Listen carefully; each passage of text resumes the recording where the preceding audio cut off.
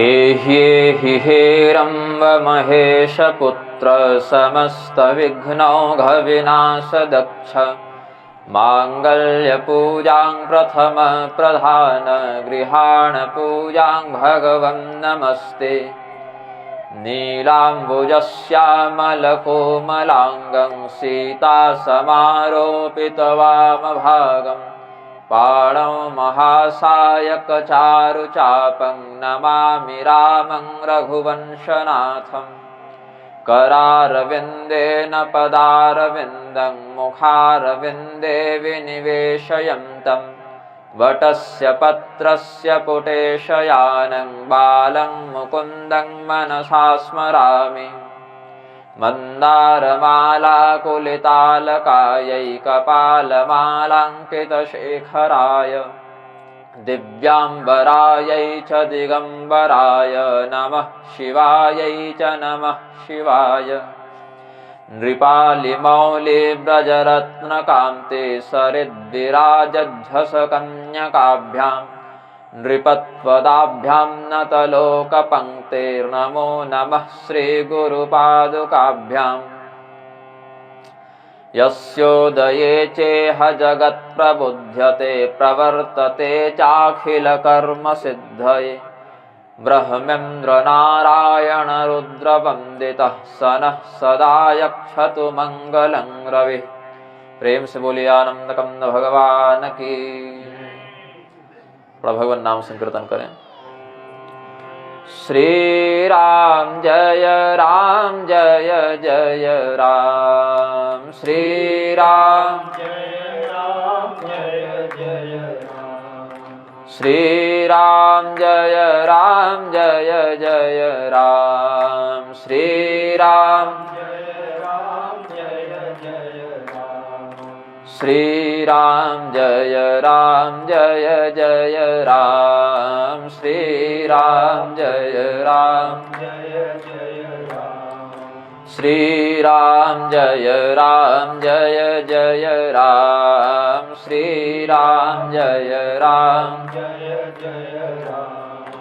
जय जय विघ्नहरण हनुमान जय जय विघ्नहरण हनुमान। श्री राम जय जय राम। श्री राम जय जय राम। कौशल्या के प्यारे राम। कौशल्या के प्यारे राम। दशरथ राज दुलारे राम। दशरथ राज दुलारे राम। सीता प्राण आधारे राम। सीता प्राण धारे राम। श्री राम जय जय राम। श्री राम जय जय राम।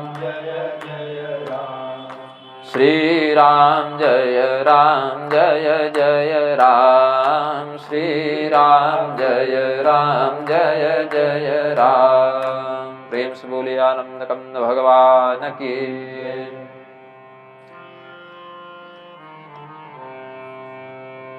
श्री सहित दिन करवंश भूषण काम बहु छवि सोहई।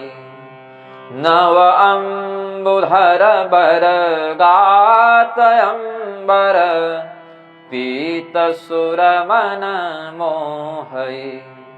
मुकुटांगदादि विचित्र भूषण अंग अंगनि प्रति सजे। अम्भोज नयन विशालौरभुज धन्य नर निरखन्ति जे। धन्य नर निरखन्ति जे। प्रधानता से जिसका वध करने के निमित्त भगवान का अवतार हुआ, उन रावण कुंभकर्ण अकंपन मेघनाद आदि का संहार करने के अनंतर अपनी विशाल कीर्ति का दिग दिगंत में अभिवर्धन करते हुए भगवान श्री रामचंद्र जी अपने पिता के वचनों का सम्मान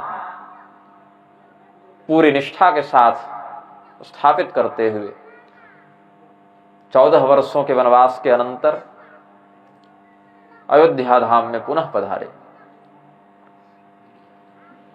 योत्रावतिर्यशकलीकृत दैत्य कीर्तिर्योऽयं च भूसुरवरार्चित रम्यमूर्तिः तद्दर्शनोत्सुकधियाङ्कृत तृप्तिपूर्तिः सीतापतिर्जयति भूपति चक्रवर्ती। योत्रावतिर्यशकलीकृत दैत्य कीर्ति, जिन्होंने इस धराधाम पर मनुष्य के शरीर का आश्रय लेकर मानवीय स्वरूप में अवतार लेकर दैत्यों की जो कीर्ति थी उसको टुकड़े टुकड़े कर दिया। दैत्यों की कीर्ति क्या थी? बड़े बड़े देवता पराजित नहीं कर सके थे उस समय के दैत्यों को। ऐसे दैत्यों को भगवान के नेतृत्व में वानर भालुओं की सेना ने बड़ा उत्पात पूर्वक प्रताड़ित किया। जब अधर्म का आश्रय लेकर कोई व्यक्ति ऊपर उठता है तो अतिशीघ्र ऊपर उठ जाता है लोक दृष्टि में, लेकिन जब नीचे गिरता है तो एक सामान्य स्थिति में जहां वह पहले था वहां भी नहीं टिक पाता, अभी तो वहां से भी नीचे चला जाता है। अधर्म क्या करता है? अधर्म पहले व्यक्ति को बढ़ाता है, विकास की ओर ले जाता है, उन्नति की ओर, आर्थिक लाभ की ओर, पराक्रम की ओर ले जाता है, धीरे धीरे थोड़ा बहुत। उसके बाद वहां से जब पटकता है नीचे तो बड़ी चोट लगती है। कोई व्यक्ति जमीन पर चलता हुआ फिसल जाए तो कम चोट लगे, कोई व्यक्ति थोड़ी ऊंचाई से 2-4-5 फीट से नीचे गिर जाए तो थोड़ी और जोर चोट लगे, और कोई 10-20 तल्ले से गिर जाए तो, या कोई वहां से फेंक दे तो और भी अधिक हानि है, और भी अधिक क्षति है। अधर्म का आश्रय लेने वाले व्यक्ति को अधर्म सबसे पहले ऊपर की ओर उठाना शुरू करता है, ताकि जितनी ऊपर से यह गिरेगा उतनी जोर से इसे चोट लगेगी। लेकिन मुझे अधिक क्षति पहुंचाने के लिए मेरा किया गया अधर्म मुझे उठा रहा है, इस बात पर उस अधर्मी का ध्यान नहीं जाता। उसे तो लगता है कि मैं तो बड़ा सुंदर ऊपर उठ रहा हूं, लोगों के सामने मेरा धन बढ़ रहा है, मेरा पराक्रम बढ़ रहा है, मेरा जो रुतबा है वह बढ़ रहा है, मेरी प्रतिष्ठा बढ़ रही है। लेकिन वह यह नहीं समझ पाता कि जितनी शीघ्रता से हम ऊपर उठ रहे हैं उतनी ही शीघ्रता से, बल्कि उससे भी अधिक नीचे हम पटक दिए जाएंगे। धर्म क्या करता है? धर्म व्यक्ति को, धर्म एको ही निश्चल, धर्म व्यक्ति को तत्काल ऊपर नहीं उठाता, पहले उसकी निश्चलता को तैयार रखता है, उसकी नींव तैयार करता है ताकि ये हिले नहीं। हवा में दीवार नहीं बना सकते हम, उसके लिए मजबूत नींव की आवश्यकता है। धर्म सबसे पहले व्यक्ति की नींव मजबूत करता है, आचरणगत, धैर्यगत, सिद्धांतगत नींव को दृढ़ करता है। उसके ऊपर चाहे आप जितना भी निर्माण करें वह उसको सहन करने में समर्थ है। अधर्मी व्यक्ति की नींव बड़ी कमजोर होती है, इसीलिए उसका सारा निर्माण भर भरा कर नीचे गिर जाता है।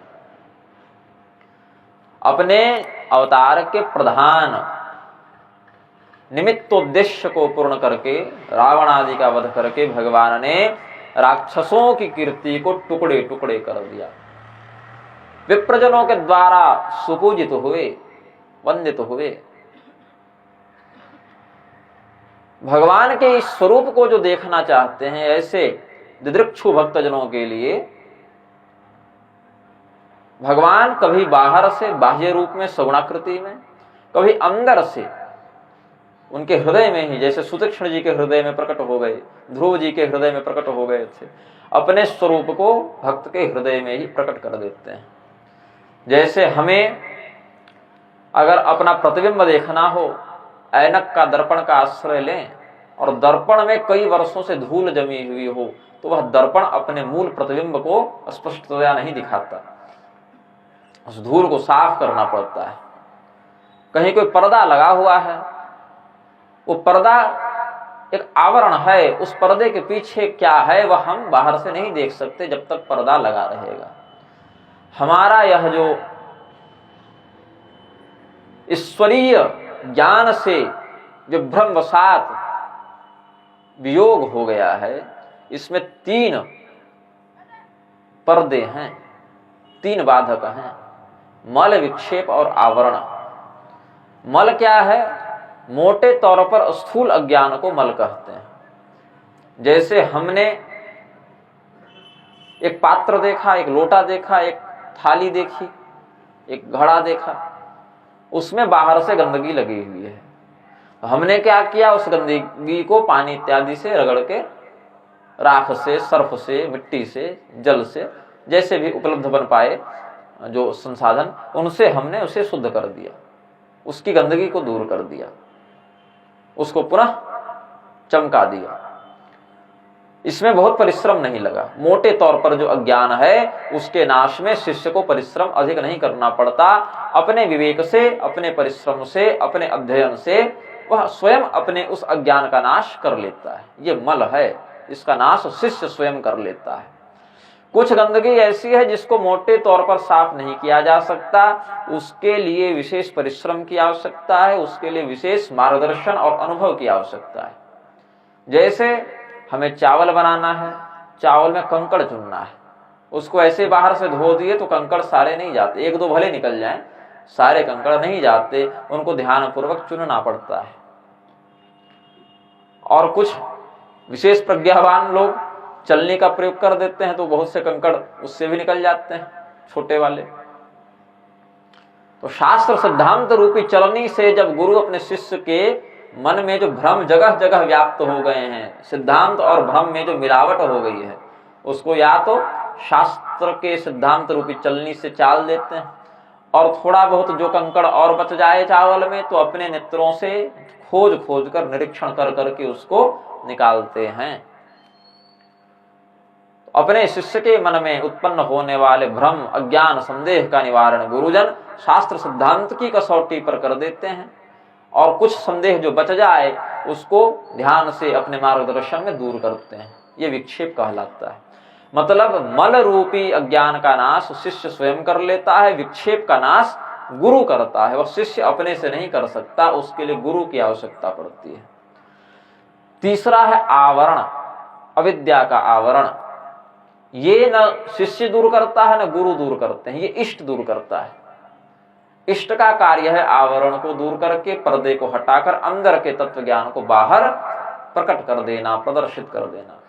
शिष्य, गुरु और इष्ट, ये तीनों जो हैं क्रमशः इन 3 अज्ञानों का नाश करते हैं, मल, विक्षेप और आवरण।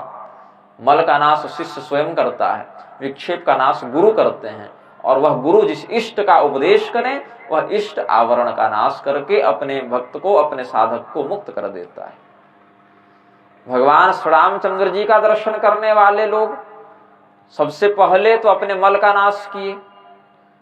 जो मोटे तौर पर जो अज्ञान है, भ्रम है, अधर्म है, अपने अच्छे संस्कार से, सत्संगति से, भगवत चिंतन से उसको दूर किया। शास्त्रीय बातों में, भगवान की लीलाओं में जहां कुछ विक्षेप वाला भ्रम होने लगे, तो गरुड़ जी को भ्रम हुआ तो एक एक प्रश्न का समाधान किसने किया? काकभूषुंडी जी ने किया। वो गरुड़ जी के अपने से भ्रम नहीं गया।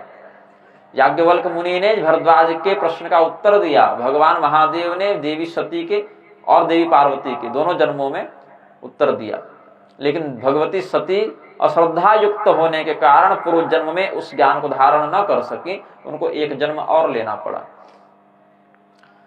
मल का नाश अपने परिश्रम से, विक्षेप का नाश गुरु की कृपा से, और दोनों लब्ध हो गया तो फिर भगवान आवरण का भी नाश कर देते हैं अपने शिष्य की, अपने भक्त की निष्ठा को देखकर।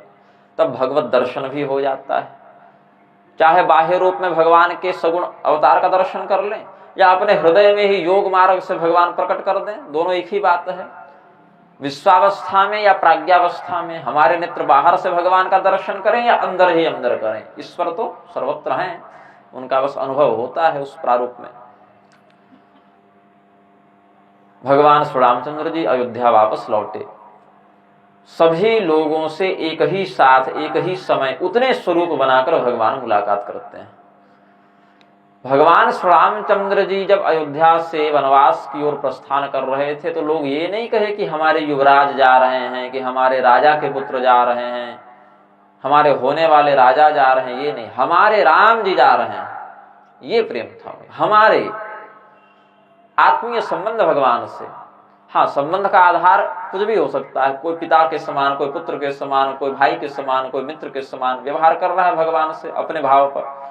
कोई भगवान को कह रहा है कि मेरे पुत्र के समान भाव रखते हुए कि मेरे पुत्र जा रहे हैं, लेकिन सभी लोग अपना ही संबंध निजी रूप से भगवान से स्थापित करते थे। सबको लगा कि हमारे कोई अमूल्य निधि, कोई अमूल्य संपदा हमसे दूर जा रही है।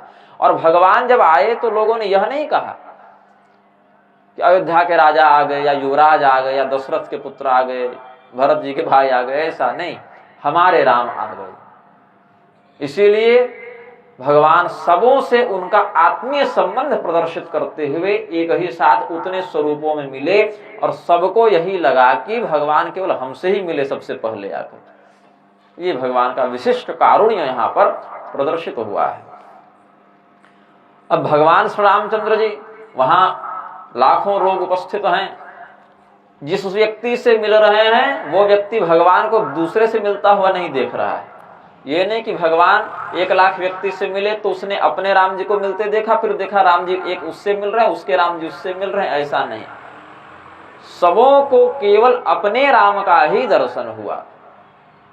बाकी व्यक्तियों के साथ भगवान का जो मिलन हुआ, भेंट मुलाकात हुई, उसको दूसरे ने नहीं देखा, अपने। ये अनन्यता है ना, अन्य का दर्शन नहीं हुआ, अनन्यता हुई, हमारे किसी और के नहीं, या मैं किसी और का नहीं, मैं उनका। ये जो अनन्यारह प्रकाशन किया भगवान ने, ये भक्त को बहुत विशिष्ट तपश्चर्या विशिष्ट शरणागति के बाद ही प्राप्त होता है। भगवती सीता जी से भगवान श्री रामचंद्र जी का 3 बार वियोग वर्णन किया शास्त्रकारों ने, और तीनों वियोग हमें उपदिष्ट करने के लिए किया। विश्लेष कहते हैं इसको वैष्णव संप्रदायों में। स्वकृपा प्रकाशनार्थम प्रथम विश्लेष, पारतंत्र प्रकाशनार्थम द्वितीय विश्लेष, अनन्यार्ह प्रकाशनार्थम तृतीय विश्लेष। 3 विश्लेष हैं। जब प्रथम बार रावण ने भगवती सीता जी का हरण किया तो प्रथम विश्लेष हुआ। क्यों? स्वकृपा प्रकाशनार्थम। रावण के अधीन जितनी राक्षसियां थीं, रावण ने कह रखा था कि सीता के मन में किसी प्रकार हमारे प्रति प्रेम इत्यादि का उदय करा दो, चाहे प्रलोभन दे के, चाहे डरा धमका के, या तो भय से या तो लोभ से सीता हमें स्वीकार कर ले, ये रावण ने कह रखा था। और राक्षसियां उसी राजाज्ञा का पालन करते हुए रावण के निर्देश के अनुसार सीता जी को विभिन्न प्रकार से प्रताड़ित करती रहती थी। केवल एक त्रिजटा जो थी वो केवल भगवत भक्त होने से सीता जी के पक्षधर थी। भगवान जो कृपा किए वो विशिष्ट प्रकार की अलग कृपा होगी। सीता जी जो कृपा की वो कैसे की? जब भगवान हनुमान जी ने देखा, करहि विचार करो का भाई, विचार कर रहे थे ना, तरुपल्लव महरहा लुकाई।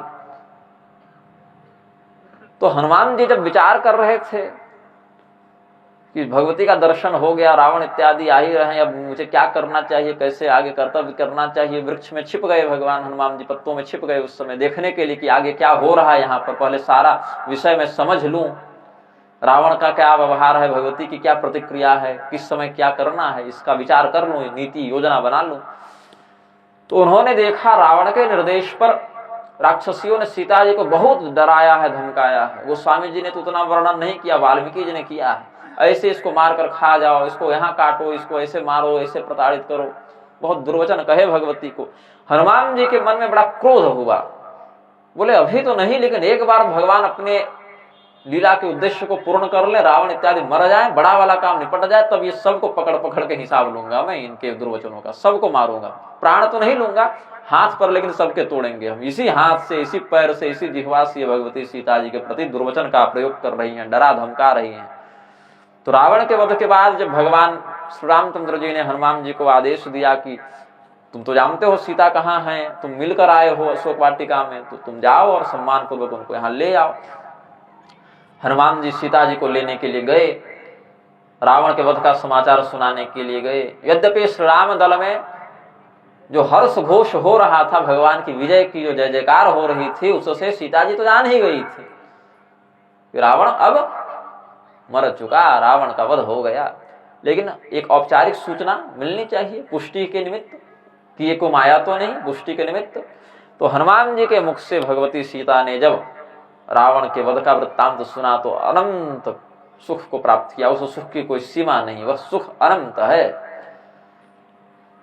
हनुमान जी ने राक्षसियों की ओर देखा, कौन कौन भगवती के प्रति क्या क्या कह रही थी, सब स्मरण हो आया उनकी ओर। उनको दंडित करने की इच्छा से हनुमान जी झपटे तो भगवती सीता जी ने रोक दिया, कहा कि कोई ऐसा व्यक्ति नहीं जो सर्वथा निर्दोष हो।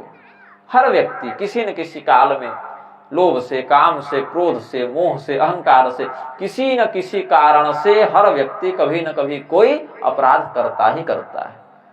और ये राक्षसियां तो रावण की आज्ञा के वशीभूत थी। राजा ने जैसा इसको आदेश दिया, जैसा निर्देश दिया, उनकी दासियां हैं तो वैसा काम इन्होंने कर दिया। इसीलिए हनुमान, हम अपने मन में इनके प्रति कोई दुर्भावना, कोई क्रोध, कोई वैर भाव नहीं रखते। तुम भी मत रखो।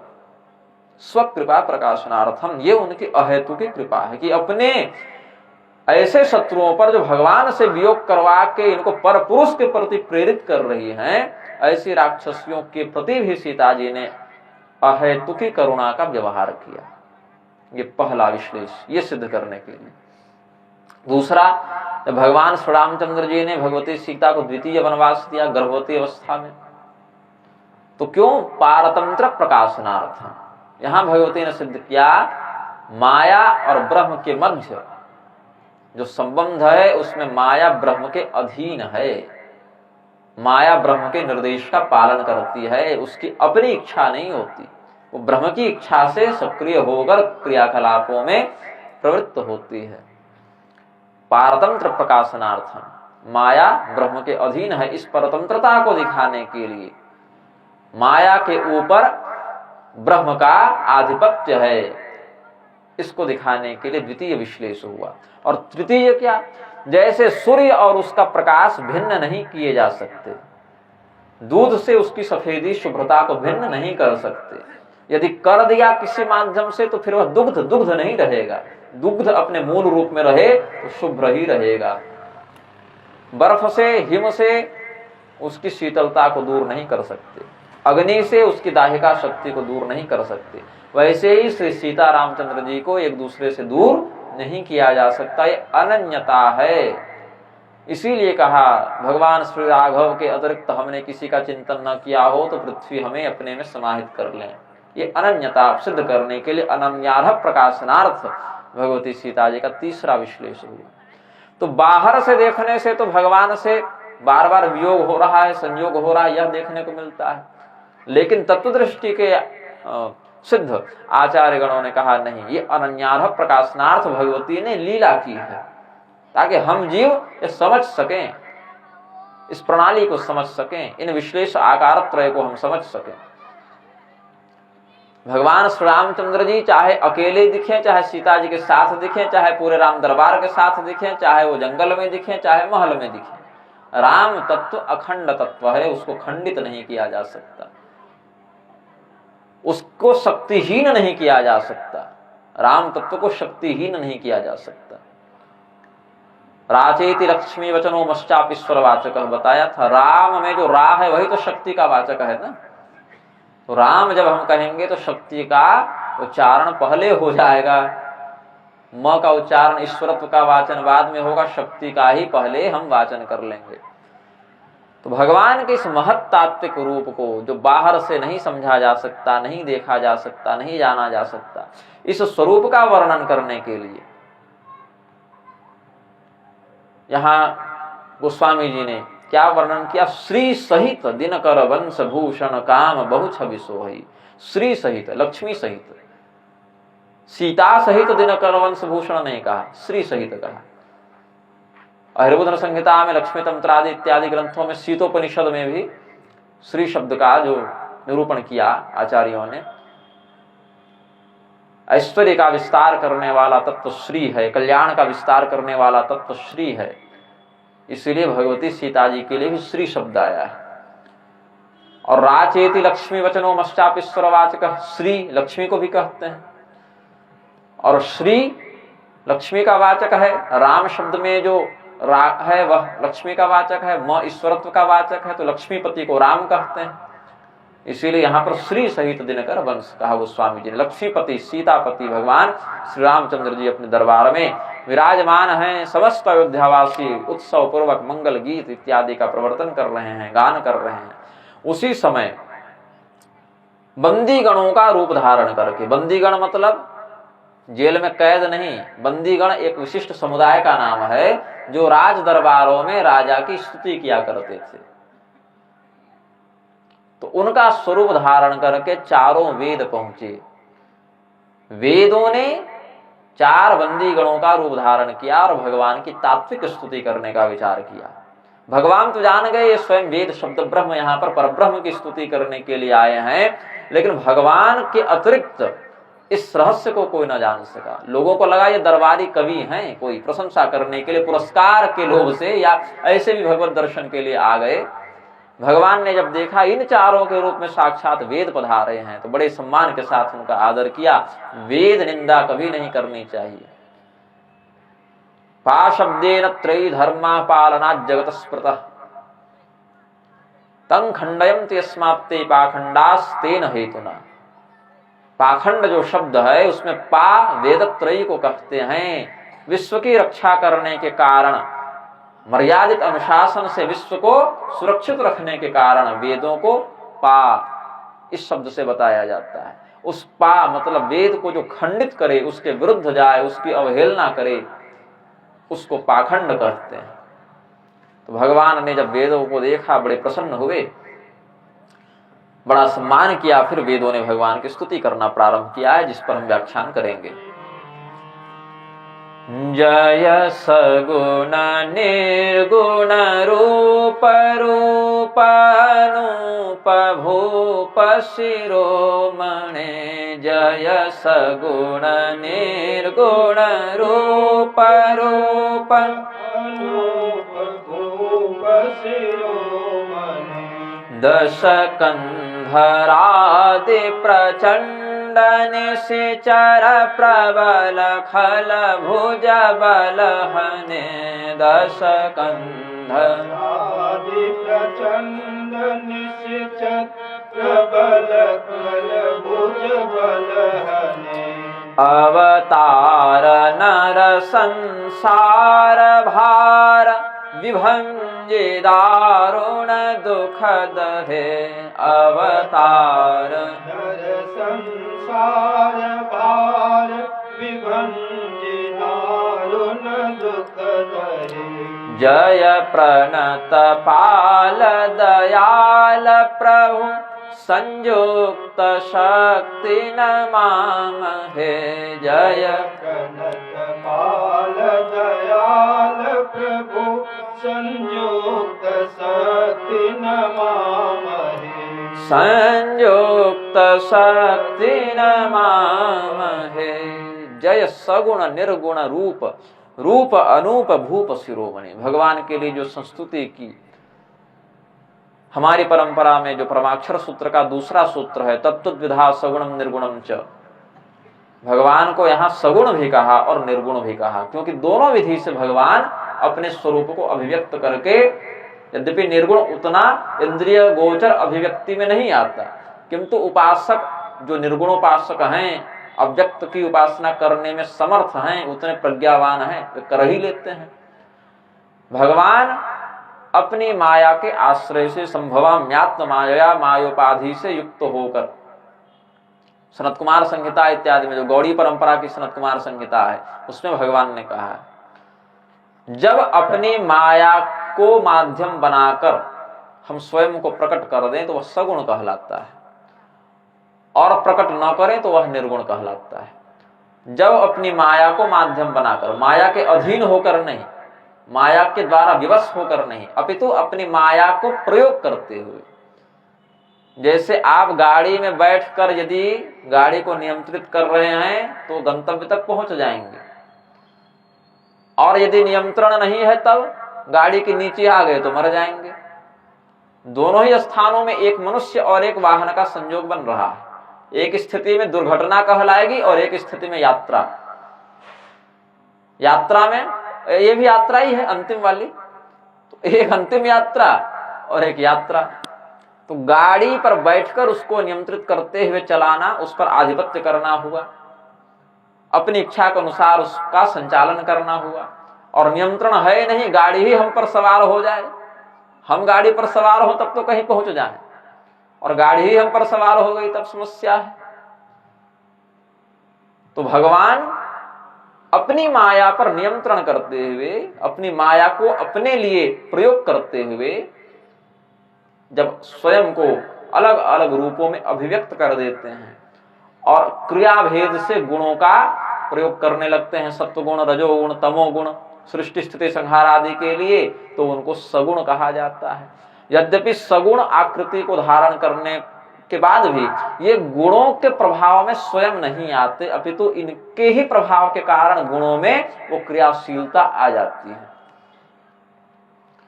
जैसे आप अग्नि के ऊपर बर्तन रख दें और बर्तन के ऊपर जल रख दें तो जल अग्नि को बुझाता नहीं, अपितु अग्नि का प्रभाव जल पर पड़ने लगता है और जल गर्म होने लगता है ना। जल को किसी पात्र में रख दें, बर्तन में रखकर आग पर चढ़ा दें, तो वह जल अग्नि पर हावी नहीं हो सकता, अग्नि को बुझा नहीं सकता, अपितु अग्नि के ही ताप से वह जल स्वयं अपनी शीतलता को छोड़कर अग्नि के गुण को ग्रहण करके गर्म होने लगेगा। ये उल्टी बात है कि नहीं? जल अपनी शीतलता को छोड़कर अग्नि के प्रभाव में आकर गर्म हो जाए, तो हाँ इस स्थिति में हो सकता है। और वो बर्तन हटा दो तो जल ही अग्नि के ऊपर हावी होकर उसे ही ठंडा कर देगा। एक दूसरे के गुणों का समन्वय हुआ कि नहीं हुआ? उसी प्रकार से भगवान उन गुणों के द्वारा स्वयं प्रभावित नहीं होते, अपितु भगवान ही सगुण रूप में भी उन गुणों को अपने प्रभाव से सक्रिय करते हुए अपने कार्य को सिद्ध कर लेते हैं। इसीलिए वेदों ने कहा जय सगुण निर्गुण रूप, रूप अनूप भूप शिरोमणि। अतुल्य अनिर्वचनीय स्वरूप आपका है प्रभु, भूप शिरोमणि। पृथ्वी का पालन करने वाले को भूप कहते हैं या भूपति कहते हैं। जितने भी लोग पृथ्वी का पालन करते हैं, क्या वास्तव में पालन कर पाते हैं? नहीं, मर जाते हैं, शरीर छूट जाता है, पृथ्वी यहीं रह जाती है। जितने भी लोग पृथ्वीपति भूपति हुए, वे वास्तव में क्या पृथ्वी की रक्षा कर सके? नहीं, वो अपनी रक्षा नहीं कर सके, समय पर दिवंगत हो गए। वास्तव में पृथ्वी की रक्षा तो भगवान ही करते हैं, क्योंकि पृथ्वी देवी पर जब जब संकट आया, पृथ्वी किसी राजा के पास नहीं गई, जिसके पास गई वही तो वास्तव में पृथ्वी का रक्षक है। हम स्वयं को कह दे मैं भूप हूं, भूपति हूं, पृथ्वी की रक्षा करने वाला हूं, तो ये तो मेरा भ्रम हुआ ना। क्या पृथ्वी मुझे अपना रक्षक समझ रही है? नहीं समझती। पृथ्वी तो हंसती है कि अरे इसके जैसे जैसे कितने आए और मर गए, सब हमको अपने अधिकार का ही विषय समझते थे। यह मेरी भूमि है, यह मेरी जमीन है, इतना दूर मेरा अधिकार है, हम इसके स्वामी हैं। 10 साल के बाद कोई और आकर कहेगा मैं इसका स्वामी हूं। 10 साल पहले कोई और कहता था कि मैं इसका स्वामी हूं, और पृथ्वी देवी यह सुनकर हंसती है। जब कोई व्यक्ति जमीन के लिए लड़ाई करता है, यह मेरी भूमि है, हम इसके स्वामी हैं, हत्याएं हो जाती हैं, युद्ध हो जाते हैं भूमि के कारण, तो पृथ्वी हंसती है, बोले हमारे स्वामी केवल वही हैं जिनके पास हम अपनी रक्षा की गुहार लेकर जाते हैं, तुम लोग कुछ हो नहीं। लेकिन मान बैठे हैं भ्रमवश। तो ऐसे जितने भी लोग स्वयं को पृथ्वीपति भूपति मानकर बैठे हैं, वो हैं नहीं।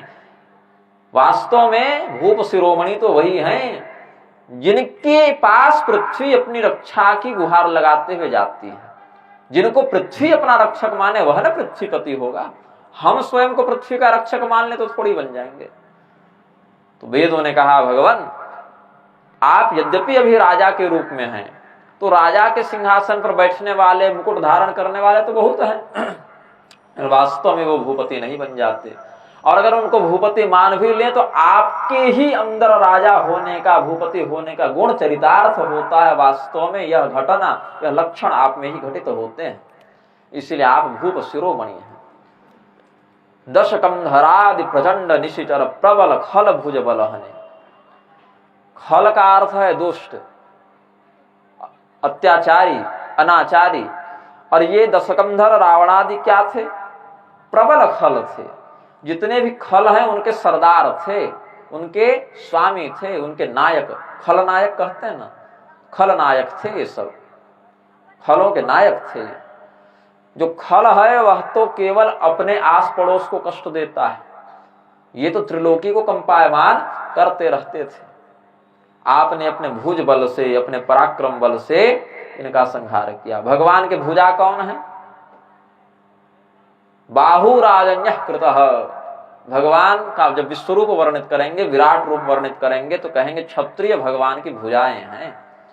और भगवान ने अपने भुजाओं के बल से रावण आदि का संहार किया। भगवान अभी रघुवंश में है, क्षत्रिय कुल में है, राजा के रूप में है ना, क्षत्रिय सूर्यवंशी भगवान अभी आए इस अवतार में। तो भुज बलहने, अपने भुजाओं के बल से, तो लौकिक दृष्टि से तो हाथ से मारे भगवान धनुष बाण का, अपने भुजाओं का बल पराक्रम दिखाया। और विराट स्वरूप में देखें तो क्षत्रिय है भगवान की भुजा। तो बार बार जो आप दूसरे अवतार लेते थे, मत्स्य का अवतार, नृसिंह का अवतार, कूर्म का अवतार, इस बार वो नहीं, इस बार आपका क्षत्रिय कुल में अवतार हुआ है। ब्राह्मण के रूप में तो परशुराम इत्यादि के कुल में आ ही चुके थे, क्षत्रिय में ये आपका क्षत्रियगत अवतार है, क्षत्रियोचित अवतार है। यह अवतार क्यों है भाई? इसका उद्देश्य क्या है? अवतार नर संसार भार विभंजि दारुण दुखद है। संसार भार विभंजी, संसार के भार को हरण करने के लिए। संसार के भार क्या क्या है? ते मर्त्यलोके भुवि भार भूता, साहित्यकारों ने भी कहा, नीतिकारों ने भी कहा। पृथ्वी में क्या क्या भार स्वरूपी है? तो पहले समझना पड़ेगा कि पृथ्वी में क्या क्या भार हरण करता है, क्या क्या पृथ्वी को जीवनीय शक्ति संप्रदान करता है। गोभिर विप्रेश्च वेदेश्च सतिभिः सत्यवादिभिः अलुब्धैर दानशीलश्च सप्तभिर धार्यते मही। ये जो शास्त्राज्ञा है, शास्त्र वाक्य है, गौ, विप्र, वेद, पतिव्रता स्त्री, सत्यनिष्ठ व्यक्ति, संतोषी व्यक्ति, उदार व्यक्ति, ये सात पृथ्वी को धारण करते हैं, इसमें जीवनीय शक्ति का संचार करते हैं।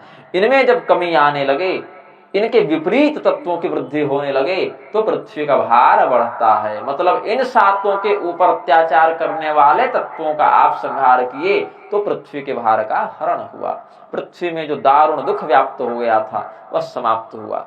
जय प्रणत पाल दयाल प्रभु संयुक्त शक्ति नमामहे। जब सुर मुनि गंधर्वा मिलिकर सर्वा गे विरंच के लोका, सभी लोग शरणागत भाव से भगवान के पास निवेदन करते हैं, विनती करते हैं, प्रपन्न भाव का प्रदर्शन करते हैं, हम आपके शरण में हैं, त्राहि माम शरणागतम। तो प्रणत को जो शरण प्रदान करके रक्षा करे, उसका पालन करे, तो प्रणत का जो पालन करे वह प्रणतपाल है। भगवान को यहाँ प्रणतपाल कहा कि जो आपके समक्ष शरणागत भाव से प्रस्तुत होते हैं, आप उनकी रक्षा करते हैं। भगवान ने दो प्रतिज्ञाएं की, आचार्यगण कहते हैं। एक तो सागर के तट पर भगवान ने प्रतिज्ञा की, एक प्रतिज्ञा समर क्षेत्र में की। सागर तट पर क्या प्रतिज्ञा की? भगवान श्री रामचंद्र जी के रूप में प्रतिज्ञा की। शक्रदेव प्रपन्नाय तवास्मि इति याचते अभयं सर्वभूतेभ्यो ददाम्येतद् व्रतं मम। एक बार, बार बार नहीं, एक बार निष्ठा पूर्वक हृदय में प्रपन्नता का भाव रखकर मैं आपका हूं ऐसा जो कह दे। शक्रदेव प्रपन्नाय तवास्मि इति याचते, भगवान के पास जाकर याचना करे मैं आपका हूं, एक बार ऐसा निष्ठा पूर्वक व्यक्ति कह दे। बार बार भगवान को याद दिलाने की आवश्यकता नहीं कि प्रभु मैं आपका हूं जरा ध्यान दीजिएगा, मैं आपका हूं जरा ध्यान दीजिएगा, नहीं। एक बार सकृत, एक बार प्रपन्नता का भाव धारण करके हृदय से भगवान के प्रति निवेदन कर देना है कि प्रभु हम आपके हैं। भगवान वहीं पर स्मरण कर लिया, हाँ ये मेरा है। अभयं सर्वभूतेभ्यो ददाम्येतद् व्रतं मम। और भगवान ने जिसको अभय दे दिया, अभयता प्रदान कर दी, उसको फिर किसी अन्य तत्व का भय नहीं हो सकता। निमि योगीश्वर संवाद में भी, भागवत में भी कहा, अभय तो वही है जो भगवान की शरण में है। भगवान के चरणों से जो रहित है, वास्तव में भय उसी के लिए व्याप्त होता है। तो भगवान ने कहा जो एक बार निष्ठापूर्वक कह तो दे कि मैं आपका हूं, फिर देखना सभी प्राणियों से मैं इसको निर्भय कर देता हूं, यह मेरा व्रत है। ये सागर तट पर भगवान ने प्रतिज्ञा की।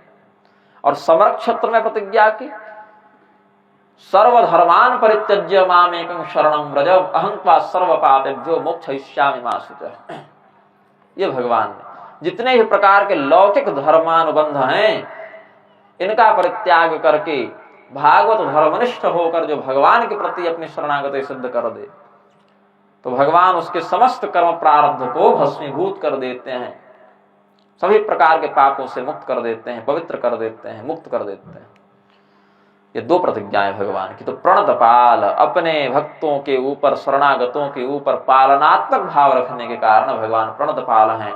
ऐसे श्री रामचंद्र जी संयुक्त शक्ति नमामहे, अपनी शक्ति भगवती सीता जी के साथ, जानकी जी के साथ जो विराजमान हैं, शक्ति के साथ आपको हम प्रणाम करते हैं।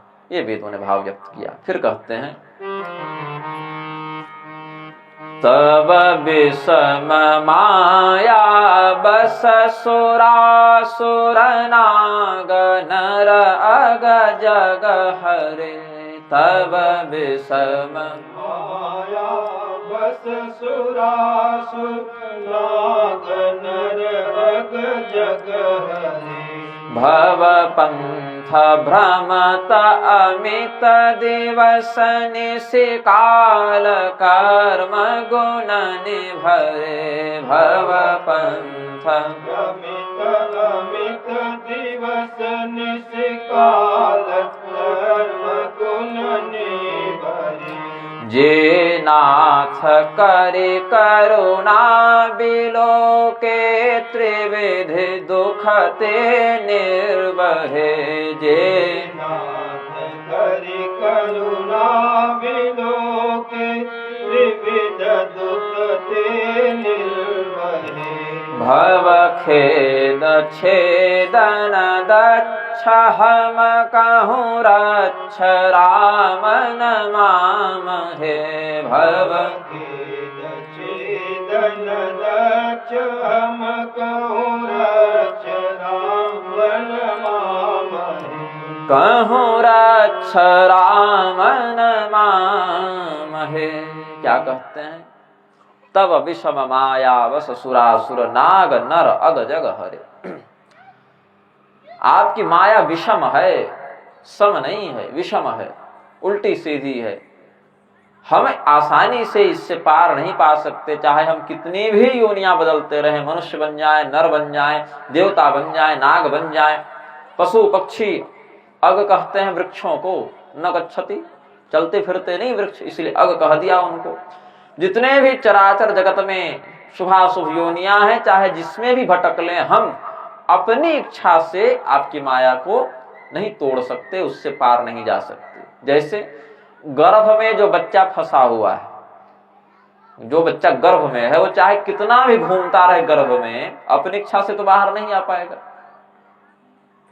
तो उसी प्रकार से इस जगत में फंसा हुआ जो जीव है, वह कर्म प्रारब्ध के आधार पर जितनी योनियों में भटकता रहे, अपने इच्छा से, अपने पौरुष से बाहर माया का आवरण तोड़कर नहीं जा सकता। वो भगवान की कृपा होगी तब वो संभव है, अपने से नहीं। ज्ञानी भी हो जाए तो अपने से नहीं। ज्ञानिनाम अपि चेतांशी देवी भगवती हिसा बलादा कृष्य मोहाय महामाया प्रयक्षति। क्या कहते हैं? ज्ञानी व्यक्ति को भी भगवती महामाया बलपूर्वक आकर्षित करके अपने माया में फंसाकर उसको मोहित किए रखती हैं। बोले इससे बचें कैसे?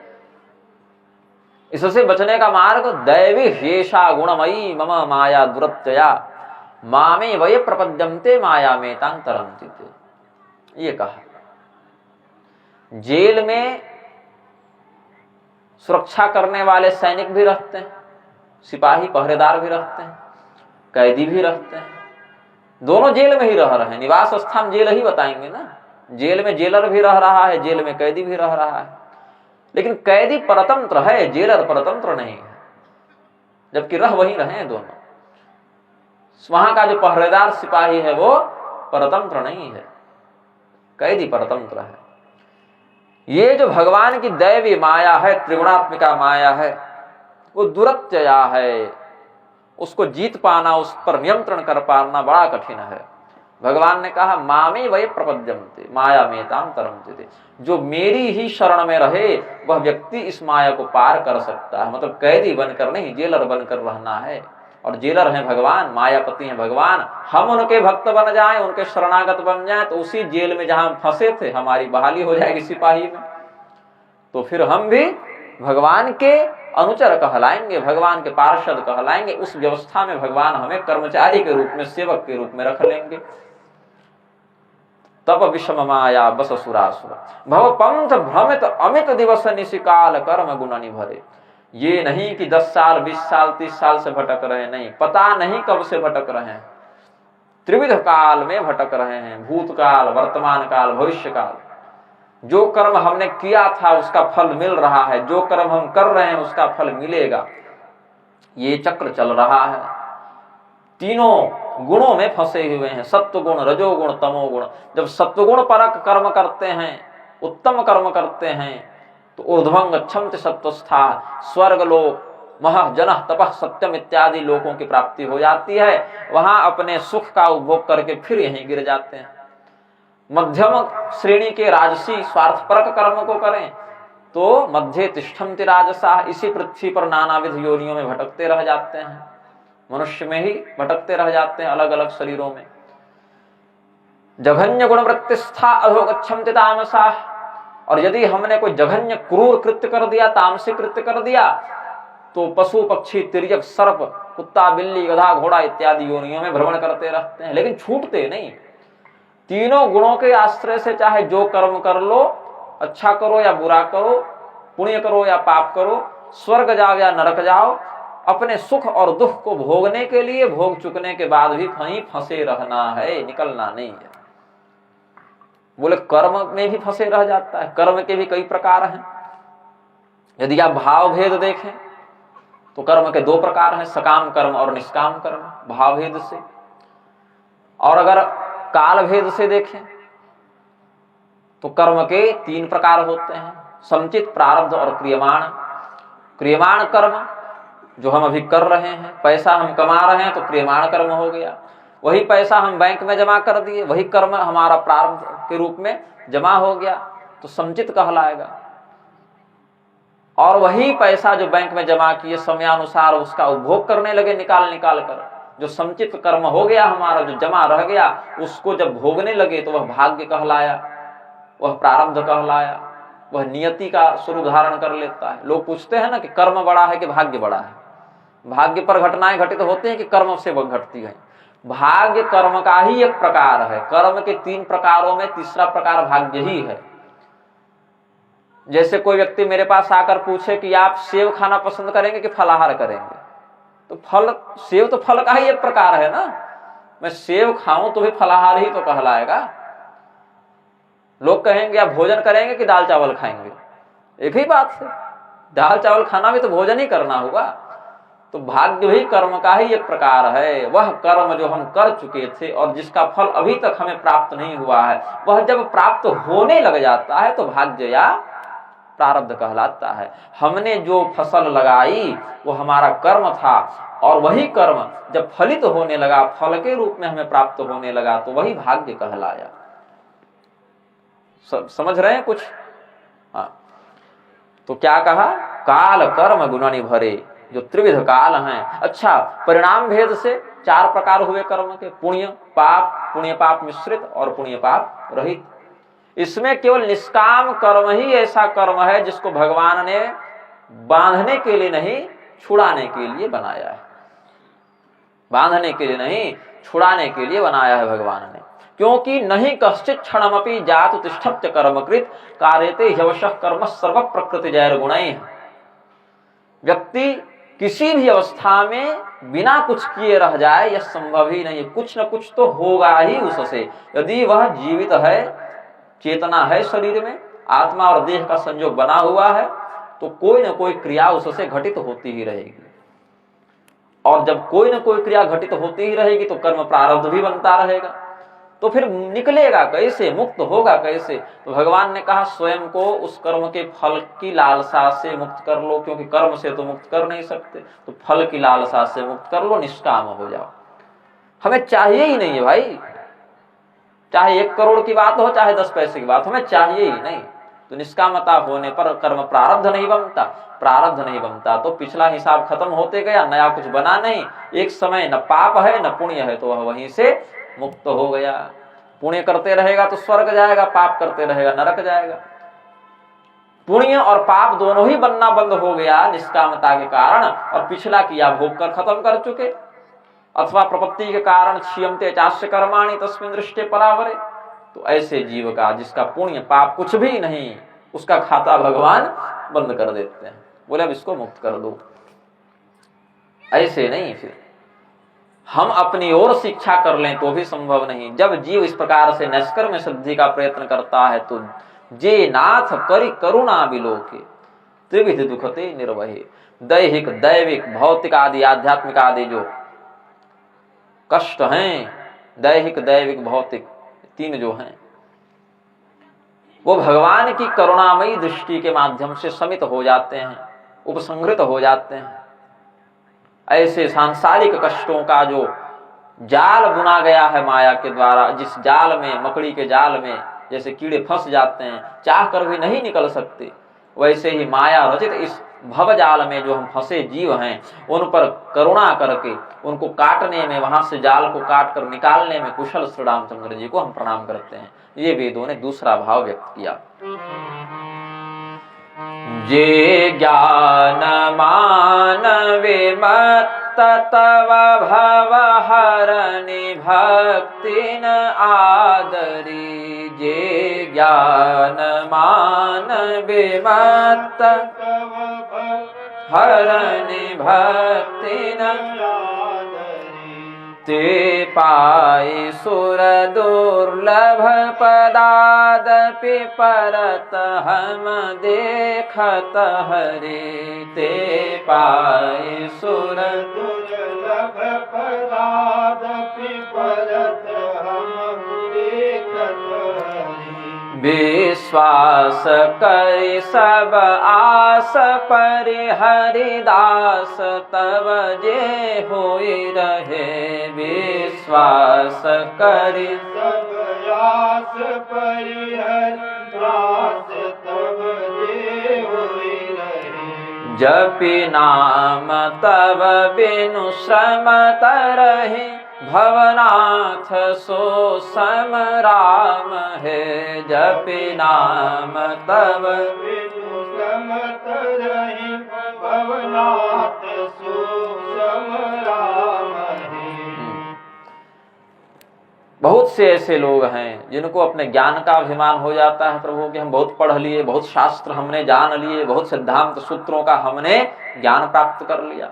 बड़े बड़े नैयायिक, मीमांसक, वेदांती, दार्शनिक, सब तगड़े दिग्गज आचार्य, सब शास्त्रार्थ में अत्यंत निपुण, जब ज्ञान के बहुत विशाल समूह के अधिपति बन जाते हैं वहां तक तो ठीक है, लेकिन यदि भक्ति नहीं रही तो वह ज्ञान क्या हो जाता है, उनके लिए भार रूप हो जाता है। हमने बताया ना, भक्ति विरहित व्यक्ति का ज्ञान भी निरर्थक ही माना जाता है। क्यों वह ज्ञान निरर्थक है? उस ज्ञान का जो संपूर्ण फल प्राप्त होना चाहिए वह भक्ति के ही रूप में परिणत होता है। संपूर्ण ज्ञान तत्व का जो परिणाम है वह भक्ति के रूप में ही दिखना चाहिए। यदि नहीं दिखता तो वह ज्ञान अपूर्ण कहलाता है, निरर्थक कहलाता है। चतुर्विधा भजन्ते मां जनाः सुकृतिनोऽर्जुन आर्तो जिज्ञासुरर्थार्थी ज्ञानी च भरतर्षभ। 4 प्रकार से लोग भगवान का भजन करते हैं।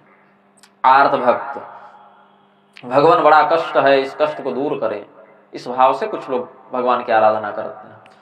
फिर कष्ट इत्यादि समाप्त हो गया तो तरह तरह की इच्छाएं जागृत हुई, भगवान ये हो, नौकरी लग जाए, पुत्र हो जाए, बेटी का विवाह हो जाए, ये सब, तो अर्थार्थी भक्त हो गया वह।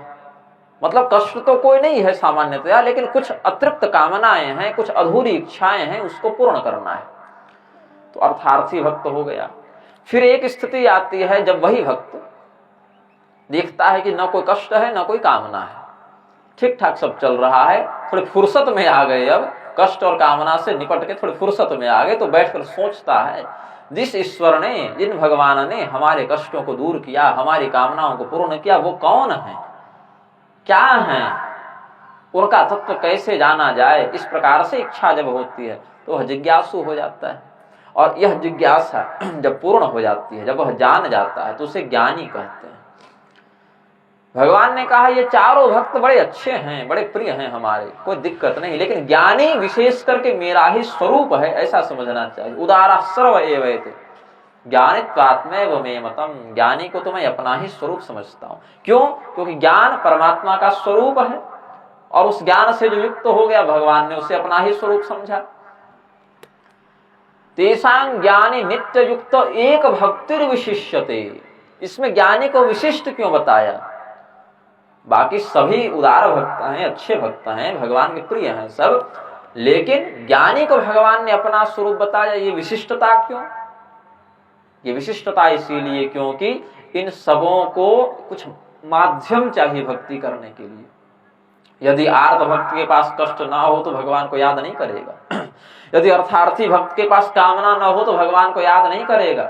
उसकी भक्ति स्वतंत्र नहीं, किसी इच्छा पर, कामना पर, किसी संकट पर आश्रित है, और जिज्ञासा न हो तो भी भगवान को न जानना चाहे। लेकिन जो ज्ञानी है वो स्वयं उस तत्व निर्दर्शन से युक्त हो चुका है, ब्रह्म ज्ञान से युक्त हो चुका है, इसीलिए उसको जो भक्ति प्राप्त हुई वह एक भक्ति है, तारतम्य वाली भक्ति है, उसमें किसी दूसरे का स्थान नहीं, इसीलिए वह ज्ञानी विशिष्ट भक्त होता है। अनन्य भक्त ही ज्ञानी कहला सकता है, दूसरा नहीं। लोग कहते हैं ना भक्ति और ज्ञान में कौन बड़ा? ज्ञानी वही है जिसमें अनन्य भक्ति हो। अगर अनन्य भक्ति नहीं तो उसका ज्ञान क्या है? उसको नीचे गिरा देता है। ते पाई सुर दुर्लभ पदादपि परत हम देखत हरि, वेदों ने कहा।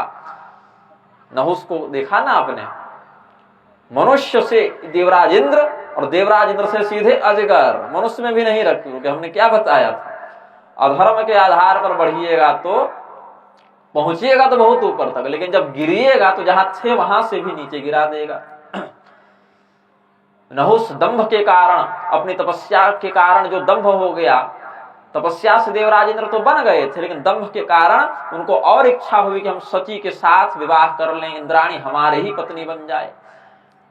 इसके कारण वे तरह तरह के अनर्थ में, कुकृत्य में संलिप्त हो गए। जब नीचे गिरे तो इंद्र छोड़िए, मनुष्य छोड़िए, अजगर बन गए।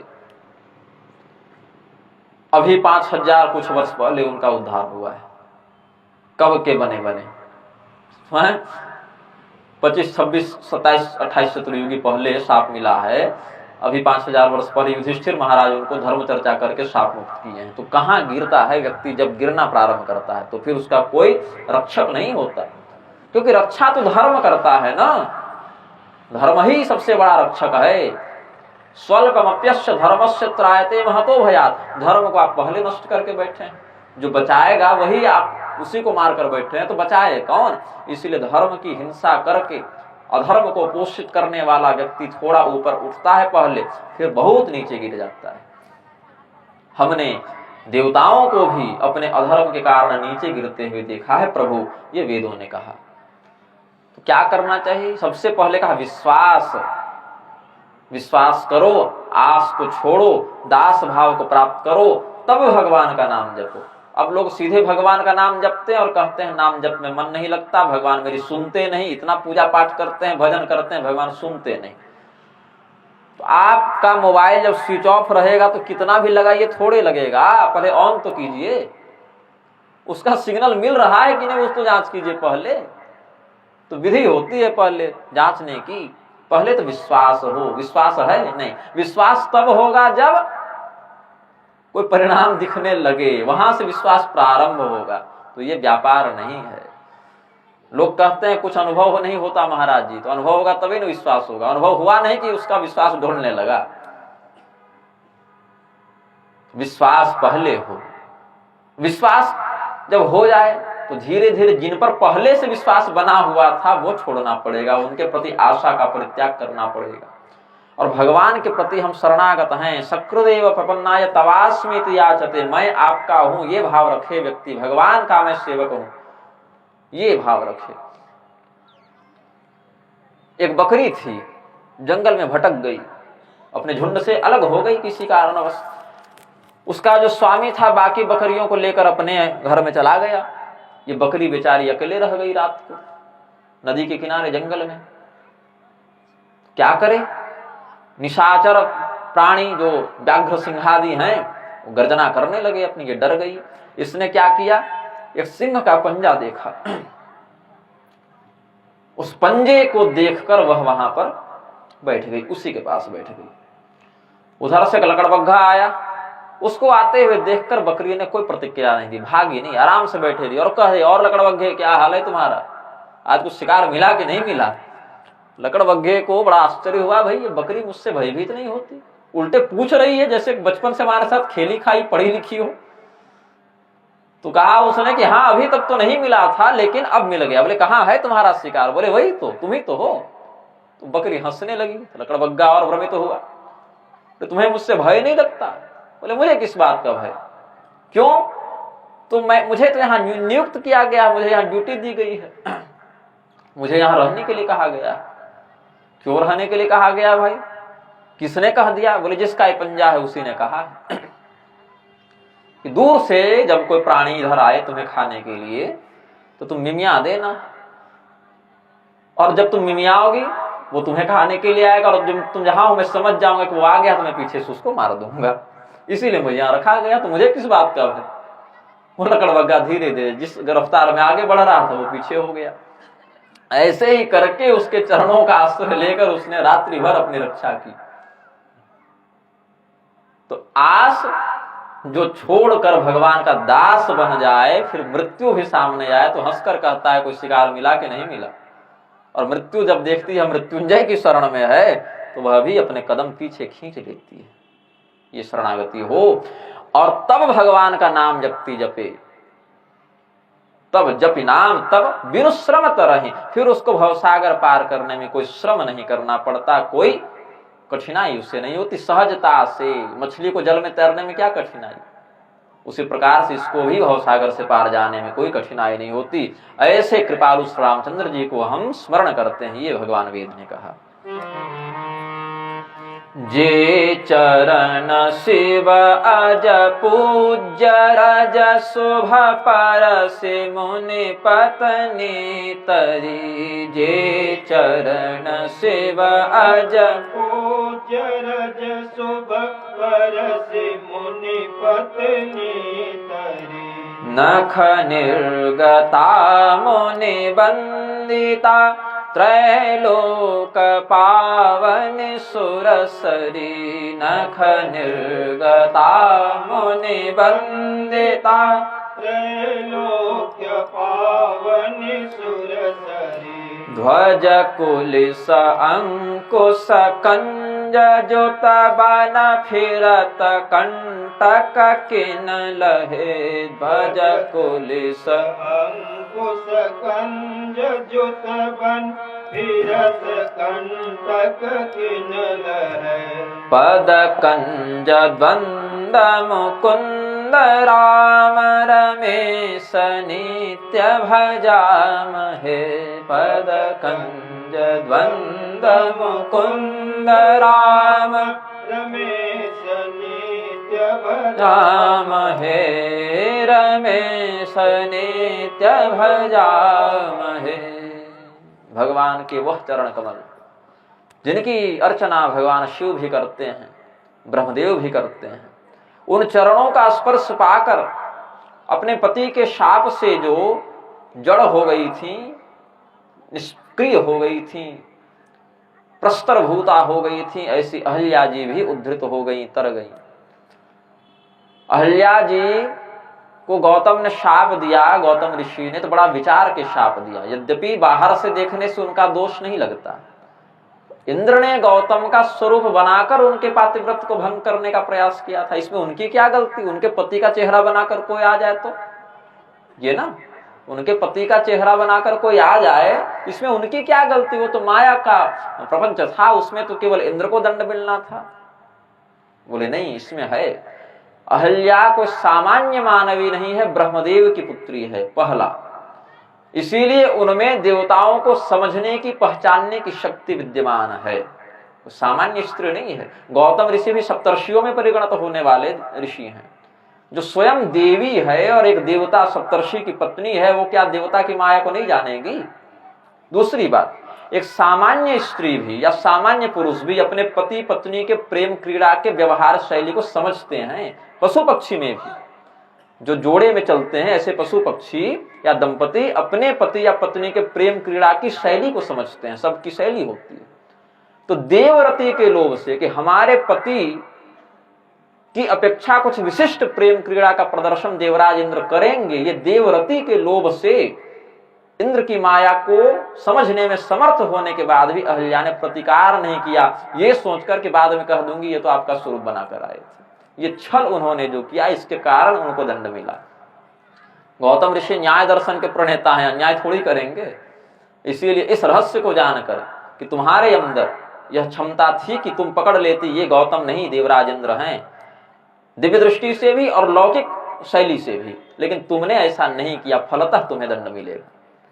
तो जिनके श्री चरणों का स्पर्श पाकर प्रस्तर भूता जड़ भूता भगवती अहल्या भी उद्धृत हो गई, जिनके चरणों के संसर्ग से ब्रह्मांड कटाह के बाहर का एकार्णव जल अंदर आकर गंगा के रूप से प्रचलित होकर आज भी इस संपूर्ण संसार को, लोकत्रयी को पवित्र कर रहा है।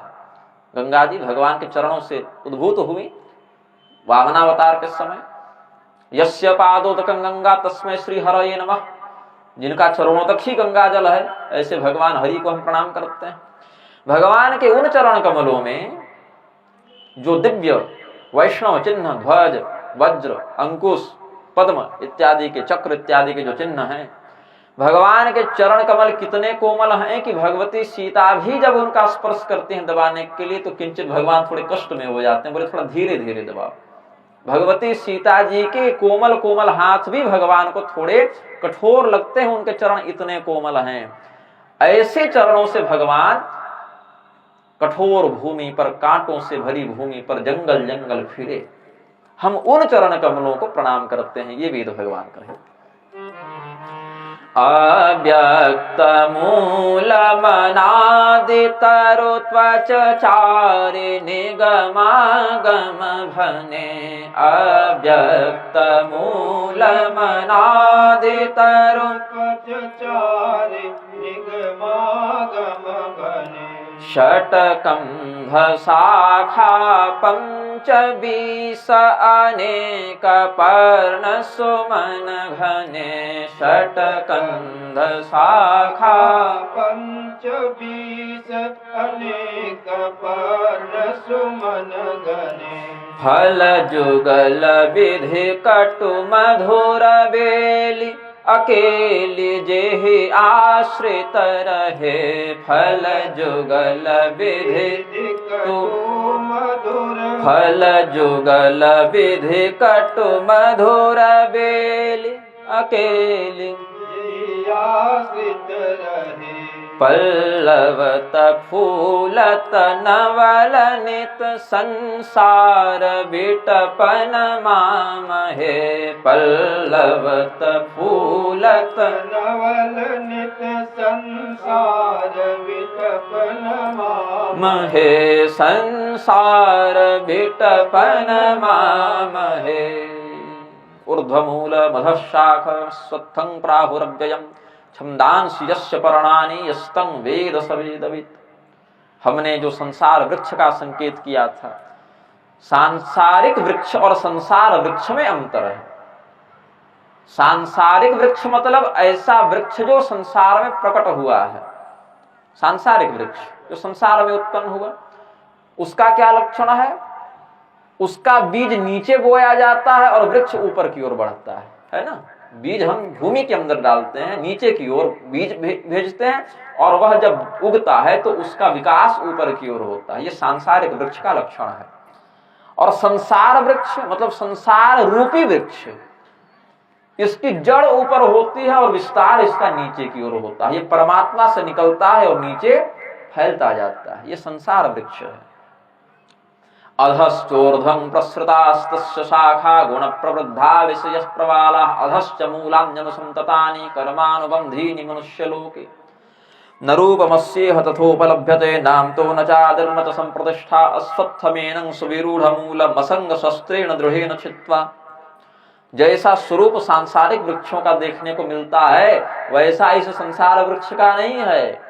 सांसारिक वृक्ष को काटने के लिए कुल्हाड़ी की आवश्यकता पड़ती है।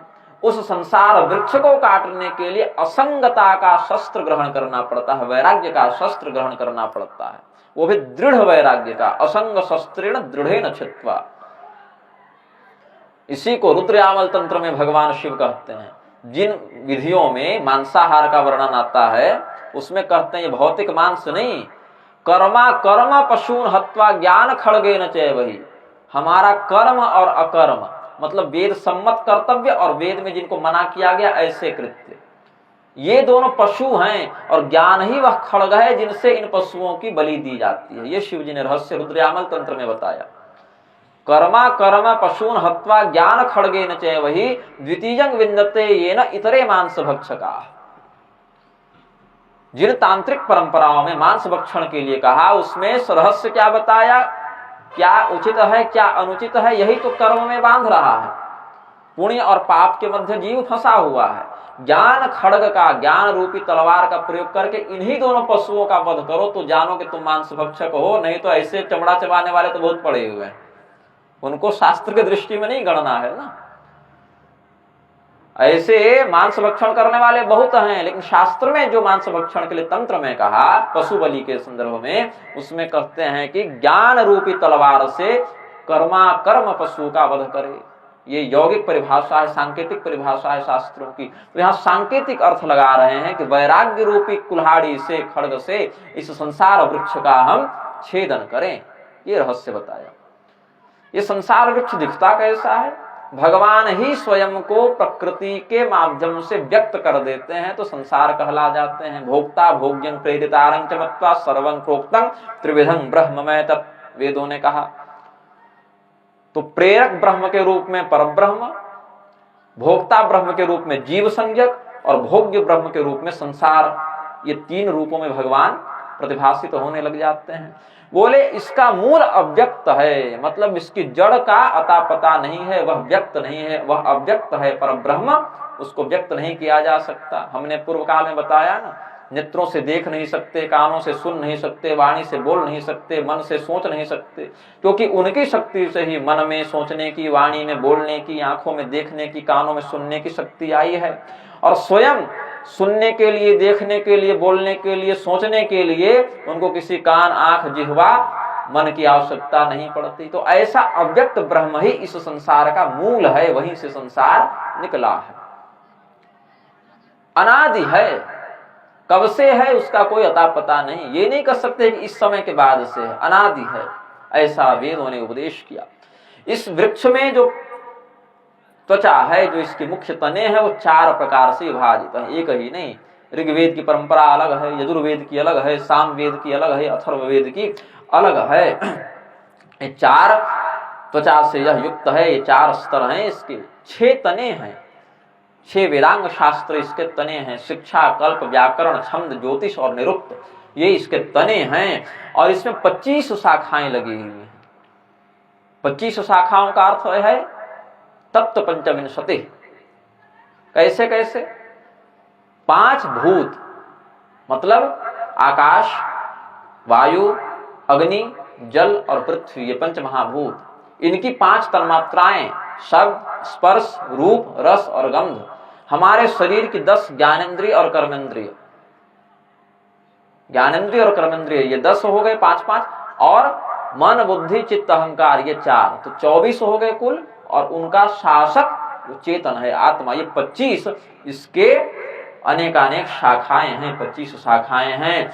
और इसमें अनेकानेक कर्म से बांधने वाले, कर्म प्रतिपादक श्रुतियों के रूप में पत्ते हैं। वही पत्ते विकसित होते रहते हैं। कर्म करोगे फल भोगोगे, कर्म करोगे फल भोगोगे। और कर्म छूट गया, सूख गया सारा पत्ता, तो वृक्ष भी सूखने लग जाता है।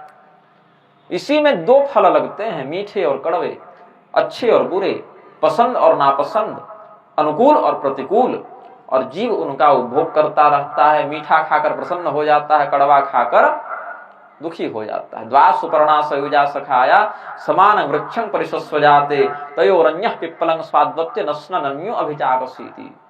ये संसार वृक्ष अश्वत्थ जो संसार विटप है, इसमें शुभ और अशुभ, मीठे और कड़वे ये फल लगते हैं। जीव जब मीठा खाता है, शुभ कर्म का फल पुण्य के रूप में भोगता है तो प्रसन्न हो जाता है। कड़वा खाता है, दुख का उपभोग करता है, पाप का फल भोगता है तो कष्ट में पड़ा रहता है। ऐसे इतनी बड़ी व्यवस्था को चलाने के लिए जिन्होंने संसार वृक्ष का रूप धारण किया है, ऐसे पर ब्रह्म को हम प्रणाम करते हैं। ये वेद भगवान ने कहा। अब अंतिम स्तुति वेदों की। जे ब्रह्म अजमद्वैतमनुभव गम्य मन पर ध्यावहि। जे ब्रह्म मद्वैतमनुभव गम्य मन पर ध्यावहि। ते कहूँ जानहु नाथ हम तब सगुण जस नित गावहि। ते कहूँ जानहु नाथ हम तव सगुण जस नित गावहि। करुणायतन प्रभु सद्गुणा कर देव जह वर मागहि। करुणायतन प्रभु सद्गुणा कर देव यह वर मागहि। मन बचन कर्म विकार तज तव चरण हम अनुरागहि। मन बचन कर्म विकार तज तव चरण हम अनुरागहि। तव चरण हम अनुरागहि। वेद भगवान ने जो स्तुति की, उस स्तुति का फल वरदान यह भगवान के समक्ष निवेदित करते हैं। क्या उन्होंने कहा? प्रभु हम कर्म प्रबोधनी अर्थवादिनी श्रुतियां हैं। क्या करती हैं अर्थवादिनी श्रुतियां? कोई घर में छोटा बच्चा हो, उसको पढ़ने लिखने में मन न लगे, खेलने में बड़ा मन लगे, तो उसकी माता क्या करती है, पिता क्या करते हैं? देखो अगर तुम इतने पन्नों का होमवर्क बना लोगे तो आज तुम्हारे लिए मैगी बनाऊंगी। अब वही मैगी वाला बोलना पड़ रहा है बिटकुली के बाद से। पहले तुम्हें कहता था खीर बनाऊंगी, हलवा बनाऊंगी। अब आजकल के बच्चे खीर हलवा खाते नहीं, तो मैं कहता हूँ मैगी चाउमीन यही खा रहे हैं आज के बच्चे। तो जितना उलझा मैगी और चाउमीन है, उससे कहीं उलझा इनका दिमाग हो जाता है। तो ये उलझन पूरे संसार में व्याप्त हो गए। आपको ही पसंद? अच्छा आप दूसरी अर्थवादिनी श्रुतियों के विभाग में आते हैं। तो इसी प्रकार से भाव मेरा यह है, प्रलोभन देकर किसी कार्य को सिद्ध कराना। ये ऐसे ही श्रुतियां क्या करते हैं, वेद मंत्र क्या करते हैं, ये व्रत करोगे, ये दान करोगे तो इस लोक की प्राप्ति होगी, ये स्वर्ग लोक है, ये इंद्र लोक है, ये चंद्र लोक है, ये अमरावती है, ये विभावरी है। तो हम लोग जीव जगत में फंसे लोग उन फलों की चाह में हमें ये मिलेगा, कम से कम उन व्रत दान सत्कर्म आदि में प्रवृत्त हो जाते हैं। यही वेद फंसा दिए। त्रैगुण्य विषया वेदा निस्त्रैगुण्यो भवार्जुन। अर्जुन को भगवान ने यह कहा, ये वेद इन गुणत्रयी में फंसा देते हैं, इसीलिए निस्त्रय गुणियों भवार्जुन। वेदों का आश्रय निस्त्रय गुणीय भाव से लो। मतलब मिठाई खाने के लिए होमवर्क मत करो, ज्ञान मिलेगा उससे कल्याण होगा, इसके लिए पढ़ाई करो। चॉकलेट खाने के लिए पढ़ाई मत करो। उद्देश्य प्रधान है वहां शिक्षा ग्रहण करना, चॉकलेट खाना उद्देश्य नहीं है।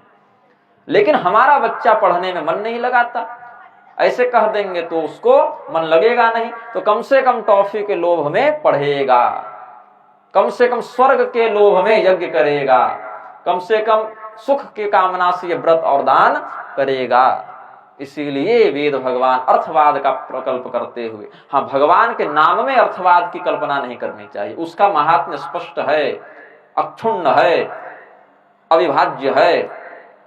भगवान के नाम के अतिरिक्त जितने कृत्य हैं उनको अर्थवाद में परिगणित कर सकते हैं, प्रसंगानुरूप, सर्वत्र नहीं, प्रसंगानुरूप। भगवान के नाम प्रताप को अर्थवाद में परिगणित करना नारद पुराण आदि में दोषकारक बताया है। भगवान के नाम में ये नहीं कर सकते कि लोभ है मोक्ष का इसीलिए लो, नहीं, वो वास्तव में उस तत्व को धारण करते हैं, वो नित्य तत्व में प्रभावी हैं। ये स्वर्ग आदि के समान विनाशशील नहीं है कि क्षीणे पुण्य मर्त्य लोकम विशंति, नहीं। तो वेदों ने कहा जे ब्रह्म अजमद्वैत मनुभव गम्य मन पर ध्यावहीं। और लोग कहते हैं गोस्वामी जी की भाषा सरल है, ये सरल भाषा है, पूरे संस्कृत लिख दिए। जो ब्रह्म अजमद्वैत मनुभव गम्य मन पर ध्यावहीं, अज मतलब जो कभी जन्म न ले, क्योंकि जन्म लेगा तो मरना पड़ेगा, उत्पत्ति का काल निर्धारण हो गया तो विनाश के काल का भी निर्धारण हो जाएगा। जातस्य ही ध्रुव मृत्यु ध्रुवं जन्म मृतस्य च, जिसने जन्म लिया है उसकी मृत्यु का निर्धारण जन्म के साथ ही हो गया। तो ब्रह्म अज है, जन्म नहीं लेता, और जो जन्म ही नहीं लेगा वह मर भी नहीं सकता, क्योंकि मृत्यु तो जन्म के सापेक्ष है, जन्म मृत्यु के सापेक्ष है। एक ही सिक्के के दो पहलू, एक ही पहलू न रहे तो दूसरा कैसे बने। इसीलिए ब्रह्म भगवान ईश्वर अजन्मा हैं, जन्म नहीं लेते। तो जन्म जब नहीं लेते तो मरते भी नहीं, मतलब अज के साथ अनंत का भी अर्थ ले लेना चाहिए। जब जन्म नहीं तो अंत भी नहीं। फिर कहा अद्वैत, दो नहीं एक ही हैं। एकैव शक्ति परमेश्वरस्य भिन्ना चतुर्धा व्यवहार काले, जो भृंगरिटी संहिता में कहा, वह परब्रह्म की शक्ति तो एक ही है, क्रिया भेद से अलग अलग स्वरूपों को, नाम को, उपाधि को धारण कर लेती है। जैसे गमन रूपी क्रिया करने के समय गमता, भोजन रूपी क्रिया करने के समय भोक्ता, बोलने रूपी क्रिया के समय वक्ता, सुनने रूपी क्रिया के समय श्रोता इत्यादि उपाधियों को हम ही धारण कर लेते हैं अलग अलग क्रियाओं को करने के समय। वैसे वही परब्रह्म सृष्टि के समय ब्रह्मा, पालन के समय विष्णु, संहार के समय रुद्र शिव, अनुग्रह के समय गणपति और निग्रह के समय दुर्गा, ऐसे स्वरूपों को धारण कर लेते हैं। वास्तव में इन पांचों में भेद नहीं देखना चाहिए, एक ही तत्व हैं, लेकिन भेद कहां दिखता है? इनकी क्रियागत स्वरूपों में, इनके क्रियागत उपाधियों में, इनके क्रियागत नामों में। हम ही पांच काम करके पांच उपाधियों को धारण कर लिए, तो वैसे ब्रह्म ने पांच कर्मों के आधार पर अपने सगुणाकृति के कारण जो माया पर नियंत्रण करके वह संभूत हुए, उसके कारण उन्होंने इन उपाधियों को धारण कर लिया। लेकिन है एक ही अद्वैत, अनुभवगम्य, अनुभव से इनको जाना जा सकता है, बाह्य प्रयत्न से नहीं जाना जा सकता। आंख फाड़ फाड़ कर देखने लगे अर्जुन, भगवान बोले तुम्हारा सॉफ्टवेयर अपडेट मारना पड़ेगा, अभी दिखेगा नहीं तुमको। दिव्यं ददामिते चक्षुः पश्चिमे योगमैश्वरम, अब तुम्हारे नेत्रों में जो चर्म चक्षुओं में लोक दर्शन की शक्ति है, वह शक्ति हमारे रूप को नहीं दिखा सकती, उसके लिए दिव्यं ददामिते चक्षु, वह दिव्य दृष्टि जब उन्हें प्राप्त हुई तब उन्हें ब्रह्म का अनुभव होने लगा। और जब अनुभव हुआ तो सर्वत्र नमः पुरस्तादथ पृष्ठतस्ते नमोस्तुते सर्वत एव सर्व, भगवान सर्वत्र हैं, वासुदेव सर्वमिति यो मां पश्यति सर्वत्र सर्वं च मयि पश्यति, ये भाव उनके सामने प्रदर्शित होने लगा। तो उन्होंने ब्रह्म का अनुभव किया। इन नेत्रों से केवल अगर देखते अर्जुन तो सामने दिखता ना, दिव्य दृष्टि केवल इन नेत्रों में नहीं, वह तो प्रज्ञा में, चेतना में स्थापित कर दी भगवान ने। कोई चमड़े की आंख में नहीं डाल दिए दिव्य दृष्टि की तुम हमको देखो, केवल सामने दिखता। अनंत का बोध कैसे होगा? जब प्रज्ञा में, वह स्थिति में दिव्य दृष्टि स्थापित कर दी जाएगी, तब उनको आगे पीछे ऊपर नीचे अपने अंदर बाहर सर्वत्र उस परमात्मा का बोध होने लगा। तो अनुभव गम्य मन पर ध्यावहीं, वेदों ने कहा ऐसे अजन्मा अद्वैत अनुभव गम्य, ये सब बड़े कठिन शब्द है महाराज। आपको ही बड़ा कठिन लग रहा होगा, लगता है 10वां सत्र में सब ज्ञान डाल के ही जाएंगे, सुबह छोड़ेंगे कुछ नहीं।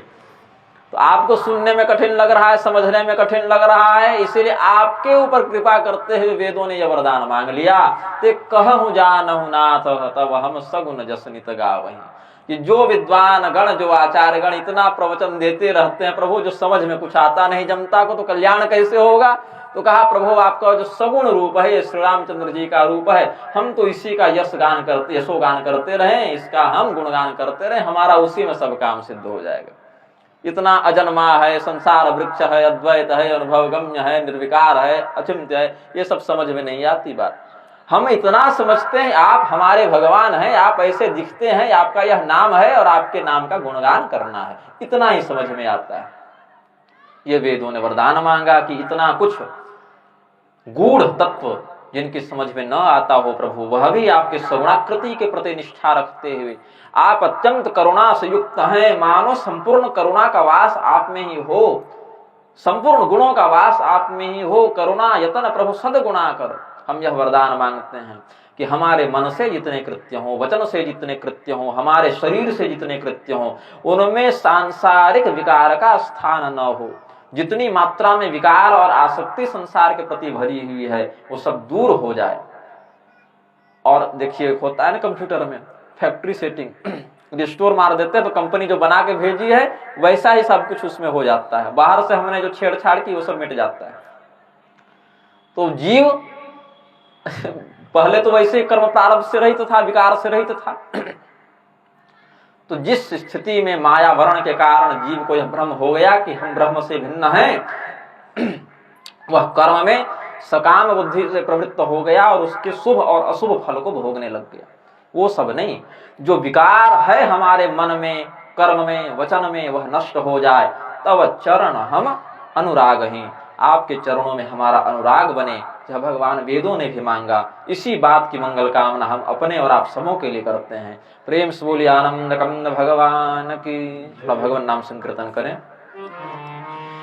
श्री राम जय जय राम, श्री राम जय राम,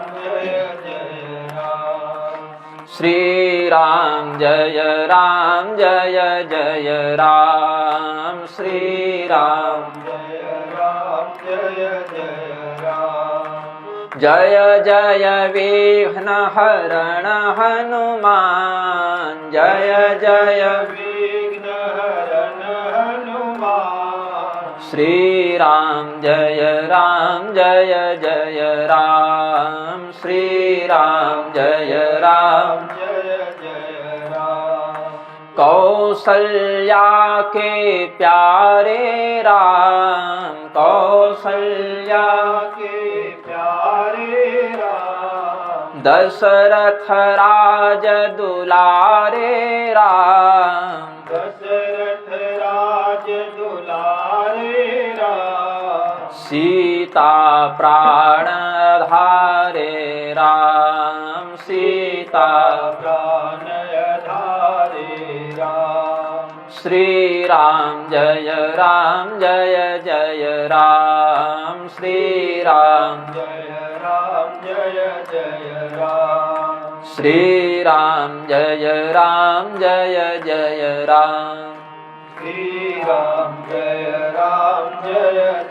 प्रेम से बोले आनंद कंद भगवान की।